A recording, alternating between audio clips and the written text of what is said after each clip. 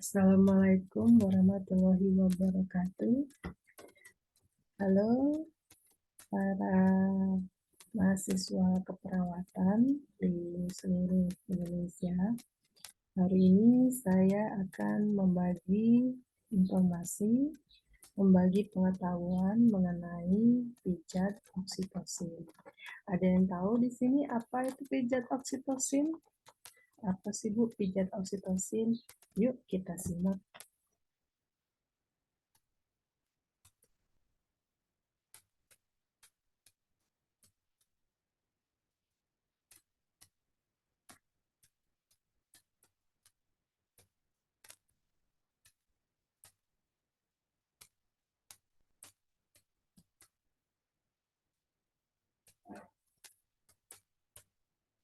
Ya. Oke, pijat oksitosin itu pijat pijat yang tujuannya untuk mengeluarkan hormon oksitosin ya. Nah, jadi pijat oksitosin itu salah satu solusi untuk mengatasi ketidaklancaran produksi ASI. Jadi mijatnya itu dilakukan sepanjang tulang belakang vertebrae ya, sampai tulang poste kelima atau keenam. Jadi kalau kita hitung poste 1, 2, 3, 4, 5, 6, tapi yang bagian belakang ya, bagian punggung. Nah, disitulah batas pemijatan oksitosin ini. Jadi tidak sampai ke bagian bawah, punggung bagian bawah, cukup sampai kira-kira sebatas bra atau BH ya, kalau kita ngomongnya. Nah, pijat oksitosin ini tujuannya untuk merangsang hormon prolaktin dan oksitosin itu keluar setelah melahirkan. Untuk apa sih hormon prolaktin dan oksitosin itu? Hormon prolaktin dan oksitosin itu fungsinya untuk melancarkan produksi ASI. Jadi ASI itu atau kita bilang air susu ibu itu bisa keluar dengan perintah dari otak ya. Nah, nanti otak menyuruh untuk mengeluarkan hormon yang namanya hormon prolaktin ya.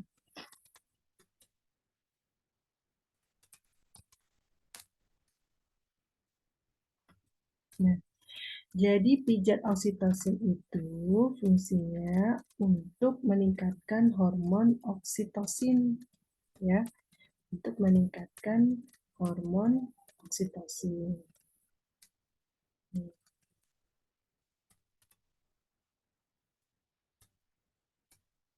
Untuk meningkatkan hormon oksitosin yang bisa menenangkan ibu sehingga otomatis ASInya keluar. Kenapa bisa tenang? Karena pada saat hormon oksitosin ini keluar ya, pada saat menyusui itu sendiri, ibu setelah melahirkan, ibu dengan bayi yang hidup itu membayangkan bayi dengan kasih sayang. Siapa sih di sini yang nggak suka lihat bayi? Semua orang pasti suka ya melihat bayi, apalagi bayi baru lahir ya, imut gemes ya, lucu ya gitu. Kemudian si ibu mendengarkan suara bayi, melihat bayi, nah itu membuat ibu menjadi tenang. Kalau ibu tidak stres, pikiran ibu tenang, kemudian tidak banyak mikir macam-macam, tidak tertekan, itu hasilnya akan banyak gitu. Jadi memang ibu postpartum itu, ibu setelah melahirkan, ibu postpartum itu namanya ibu setelah melahirkan ya, melahirkan bayi. Nah, maka dari itu ibu postpartum itu bukan sebaiknya lagi, harus bahagia. Jadi gimana Bu kalau nggak bahagia? Ya cari cara supaya bahagia. Silahkan cari caranya, misalnya dengan menonton video-video lucu ya, misalnya di TikTok atau di YouTube, atau kiriman dari rekan, dari teman-teman, dari keluarga ya. ya, cari hiburan yang bisa bikin bahagia sehingga produksi ASINya bisa lancar ya. Dan pijat oksitosin ini akan membantu rileks ya. Siapa sih di sini yang nggak suka dipijit? Ada? Ada ya, sebagian orang merasa kalau dipijat itu merasa geli, jadi tidak suka dipijat atau sakit. Tapi ketika mau apa istilahnya pengen menyusui ya, hasilnya banyak, silakan lakukan pijat oksitosin ini. Sangat dianjurkan.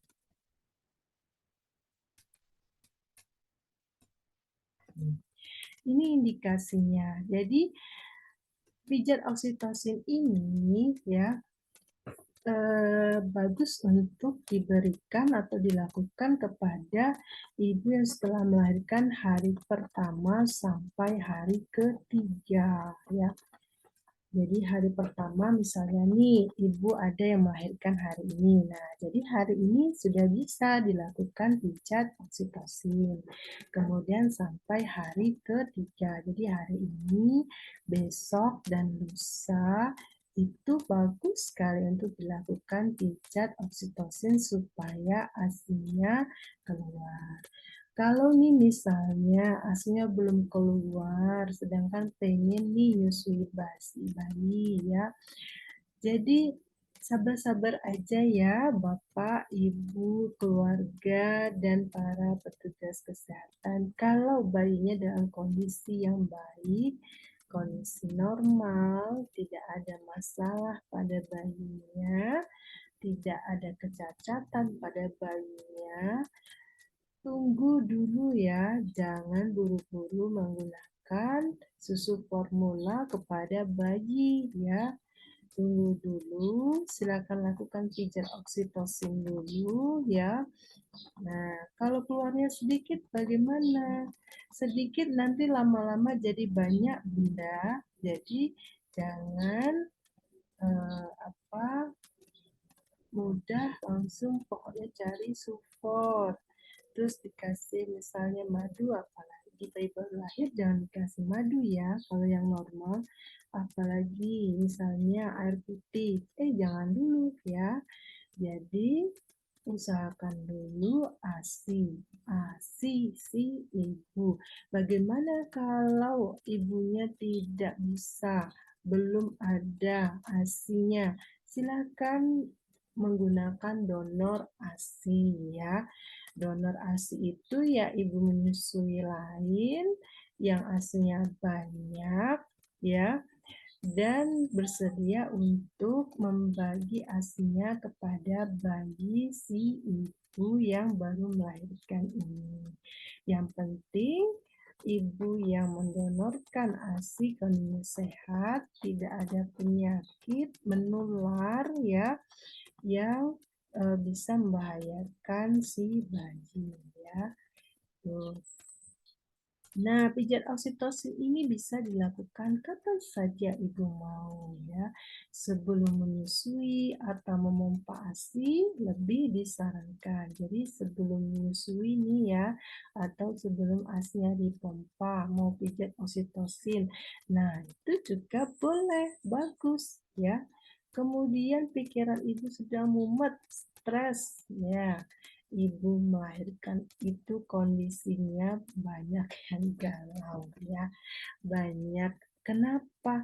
Karena setelah melahirkan itu ada perubahan hormon yang sangat banyak ya, yang dulunya tinggi, hormon progesteron dan estrogennya tinggi ketika hamil, kemudian setelah melahirkan tuh turun drastis. Nah, itu mengubah perasaan mood ya. Ya, kemudian kecapean juga setelah melahirkan, letih ya. Nah, itu kalau dipijat oksitosin, nah enak, rileks ya, ASINya lancar, ibunya rileks, bahagia ya, apalagi banyak manfaatnya pijat oksitosin ini. dan badan pegel-pegel misalnya silakan pijat oksitosin. Pijat oksitosin ini dilakukan 3-5 menit per sesi. Kalau mau 15 menit bagaimana?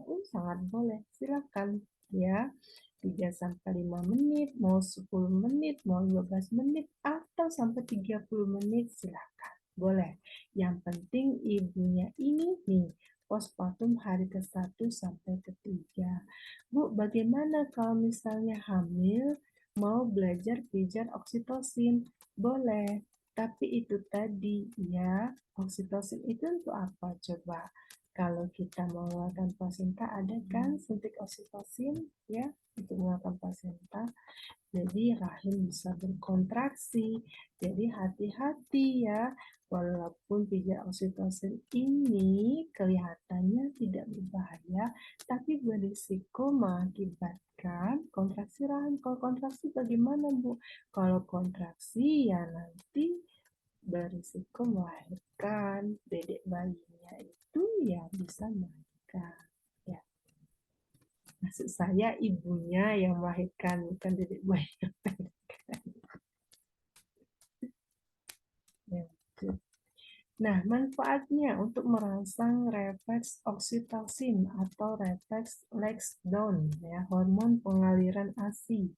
Ibu menjadi nyaman, bengkak berkurang. Iya, kalau ASI di payudara dikeluarkan, ya, bengkak pada payudara akan berkurang, sumbatan ASI akan berkurang. Hormon oksitosin itu sendiri akan keluar, akan lepas ya. Nah, ini lihat nih ada gambar suaminya yang memijat dan ada tanda cinta. Jadi pijat oksitosin ini sangat boleh dilakukan oleh suami ya. Mempertahankan produksi ASI ketika ibu dan bayi sakit. Nah, kondisi misalnya sakit ya, dengan pijat oksitosin ini membantu ibu mengeluarkan, memperlancar, meningkatkan ASI ya. ASI banyak, bayi akan mudah cepat sehat ya. Nah, prosedur ini membutuhkan kerjasama dengan suami si ibu atau keluarganya ibu postpartum dalam memberikan support pada ibu. Jadi pijat oksitosin ini nggak bisa lakukan sendiri. Mau pakai alat yang bisa dibeli itu, ini dilakukan dengan tangan pijat ini ya. Nah, ini suaminya ya, bisa keluarganya ya. Nah, ya. Tuh. Nah, apa saja persiapan pasien sebelum dilakukan pijat oksitosin? Inform konsen. Ibu bersedia saya pijat ya supaya ASINya lancar. Oh, bersedia. Nah, siapkan ruangannya, tidak pengap, sirkulasinya baik, dan yang jelas apa? Privasi. Matritas itu harus apa?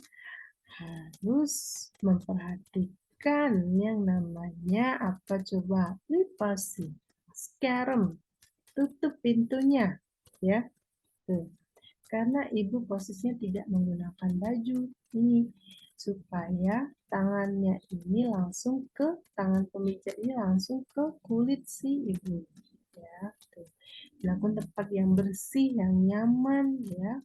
Tuh. Apa saja alatnya? Kursi, nih kursi ya, bantal, handuk 1 buah, wastafel, waskom, handuk atau kain penutup ibu ya, handscoon ya, dan masker. Masker untuk apa Bu? Ya, untuk APD ya, boleh. Cara kerjanya bagaimana? Mencuci tangan, menggunakan masker, menggunakan handscoon ya. Apalagi kalau kemarin masa pandemi COVID ya. Tuh, kalau nggak pakai handscoon gimana? Boleh aja, silahkan ya. Tuh. Menyarankan ibu untuk mandi air hangat atau kompres air hangat. Nah, sebenarnya lebih rileks lagi kalau menggunakan apa? Menggunakan kompres air hangat sebelum dipijat. Ya, kalau kita mandi air hangat, kita dirasa rileks ya. Apalagi kalau mandi air hangat. Habis mandi langsung dipijat nih sama si suami. Waduh, mesra ya, bagus ya. Nah, kemudian melepas baju bagian atas. Ya. Terus ibu duduk rileks bersandar ke depan, tangan dilipat di atas meja dengan kepala diletakkan di atasnya. Memasang handuk di pangkuan ibu nih, di pangkuannya dikasih handuk, melumuri kedua tapak tangan meja dan juga punggung ibu menggunakan baby oil ataupun minyak pijat ya. Kalau minyaknya itu minyak GPU, Bu. Kalau yang dikit-dikit kan suka pakai GPU ya, boleh aja, silakan ya. Kalau geliga gimana? Kalau pasiennya mau nggak masalah ya. Biarkan payudara tergantung lepas tanpa bra. Iya, bagusnya memang si ibu itu tidak menggunakan baju dan payudaranya menggantung ya. Branya dilepas ya. Pijat sepanjang sisi tulang belakang menggunakan dua kepalan tangan dengan ibu jari menunjuk ke depan. Tekan dengan lembut dan tidak menimbulkan memar. Tekan membentuk gerakan melingkar-lingkar kecil ya, kayak spiral ya. Tuh. Lakukan pemijatan 3-5 kali sampai tulang koste kelima dan keenam. Membersihkan punggung ibu menggunakan wasap air hangat dan dingin secara bergantian atau tisu basah. Boleh ya, kalau selesai dilap. Jangan nggak dilap ya. Sayang nih baju si ibu bagus-bagus, bayinya jutaan kan. Tuh. Nah, jika ini tekanan lebih bisa seperti ini posisinya ya. Tuh. Jadi dari ke atas ke bawah, melingkar ya, kemudian ke sana ya. Banyak nih caranya ya. Nah, saya mau kasih tahu nih. Nih saya ada jurnal saya ini. Jurnal saya itu tentang ini back rolling music. Jadi back rolling music itu sama aja sih, sama dengan pijat oksitosin ya. Ini saya sama Novia Hidayatul Susanti ya. Sama back rolling music. Kalau orang dengar bilang back rolling music itu apa? Ya itu sama ya. Back rolling music sama zat oksitosin itu sama. Jangan bingung ya. Ya. Hormon prolaktin dan hormon oksitosin. Nah, ini tadi yang saya bilang, stres itu ya meningkatkan kadar hormon kortisol. Nah, jadi jangan stres, kalau stres nanti asik. Gimana Bu, hidupnya susah ya, penuh perjuangannya begitulah ya. Saya percaya para ibu itu kuat ya, emak-emak, the power emak-emak.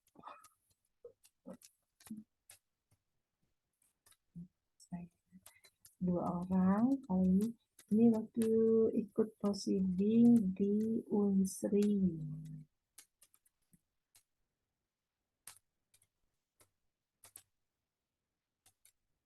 Nah, hasilnya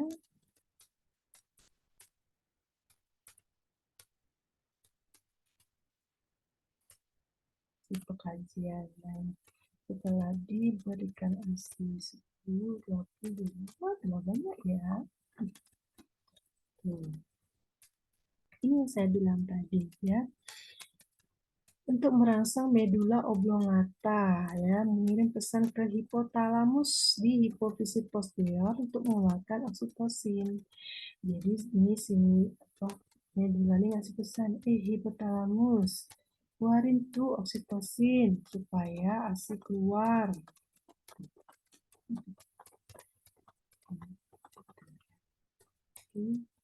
Terima kasih, semoga bermanfaat ya.